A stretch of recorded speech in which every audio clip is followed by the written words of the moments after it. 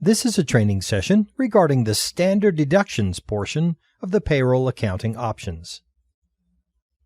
This setup screen is accessed by selecting Standard Deductions from the Setup Accounting Options Payroll submenu. The system allows an unlimited number of deductions to be created in this window. To insert a new deduction or change an existing deduction, use the appropriate buttons at the bottom of the screen. Let's insert a new deduction and call it Group Medical Insurance. This screen allows us to enter the attributes of our new deduction. We can give it a number, a description, an abbreviation which will show up on the check stub, a general ledger account to which the money deducted from the employee will be sent during posting, and a deduction type. The type is either a flat amount, a percentage of gross, a percentage of net, or a dollar amount per hour. An example of a flat amount deduction might be a person having a flat $22 deducted from her check each pay period. A percentage of gross deduction might be a person having 2% of his gross pay deducted. A percentage of net deduction might be a person having 20% of his net pay being held for something like a wage garnishment. An amount per hour deduction would be calculated as perhaps $2 per hour worked. Here we can set up a company-wide limit. This limit will be used when this deduction is set up in an individual employee record. This limit can be overwritten for specific employees. The limit we enter in this screen is merely a default for entering new employees. If we enter a limit, we can indicate what that limit is based on. For example, if we put in a limit of $20,000, we can indicate the limit is based on the person's gross pay, which means that this deduction will stop deducting once the person's year-to-date gross pay reaches $20,000. Alternatively, we can base the limit on the amount of the deduction. For example, if we put in a limit of $800, the standard deduction will be deducted from the person's pay until the year-to-date deducted amount reaches $800. The deduction would then not be withheld in future payroll postings. This checkbox refers to a deduction whose limit is based on the amount of the deduction, specifically employee loans or advances.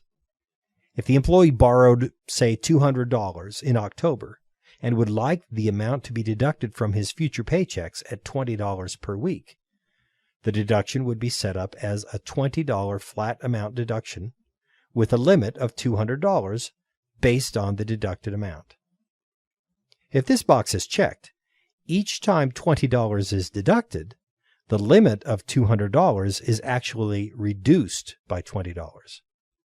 This way, the deduction will stop being taken at exactly the right time. If this deduction is meant to be reported in box 12 on the W-2 form at the end of the year, pick which code will be used from the drop-down list box.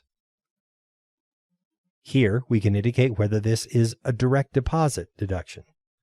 This means the amount deducted by this standard deduction will be placed directly into one of the employee's bank accounts. Here we can indicate whether this is a Section 125 deduction.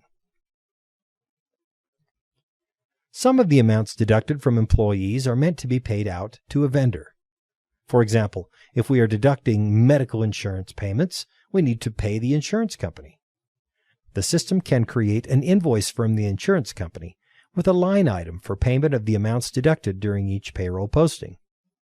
If you wish the program to automatically create these invoices, simply enter the appropriate vendor and invoice batch here. We can also indicate the taxation status for amounts that are deducted using this standard deduction. To do this, we indicate which types of tax withholding this deduction is exempt from. As an example, we may have a 401k program, and the amounts deducted for a 401k are exempt from federal and state taxation, but not exempt from Social Security or any of the other types of accruals. In this case, we would check the appropriate boxes as indicated on this screen.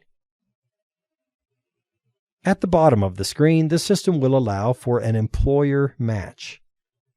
The employer may choose to match the amounts deducted from the employee through this standard deduction. If this box is checked, the fields in the Employer Match section of the screen are enabled. Here you can enter the percentage of the employee deduction that will be matched by the employer. You can also enter a match limit. This limit can be either a percentage of the employee gross or a dollar amount.